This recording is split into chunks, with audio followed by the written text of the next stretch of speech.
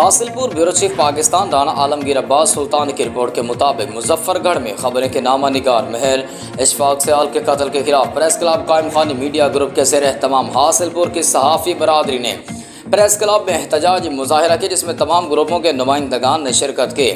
एहतजाजी मुजाहरे से जुल्फ़िकार कायम खानी, रेहान अब्बासी, फयाज कोकर, मुदस्सलम आज़ाद, महर उमर फारूक, असलम खिलजी, मलिक मोहम्मद यासीन, मलिक मकबूल, राना कमर अल्ताफ़, ताहिर महमूद चांद, सैयद फ़खर अब्बास शाह व दीगर ने खिताब करते कहा कि पाकिस्तान में अरबाब इख्तियार और अवाम के दरमियान राब्ते के लिए पल का किरदार अदा करने वाले सहाफ़ी महफूज नहीं हैं।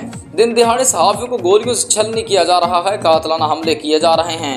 खानपुर और दीगर शहरों में सहाफ़ियों के कत्लेआम के बाद गुज़श्ता रोज़ मुजफ्फरगढ़ में सहाफ़ी महर इशफाक सयाल पर कातलाना हमला करके कातिल कर दिया गया।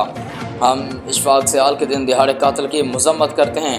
इशफाक सयाल के कातलों को फौरी गिरफ्तार करके कैफरे किरदार तक पहुँचाया जाए।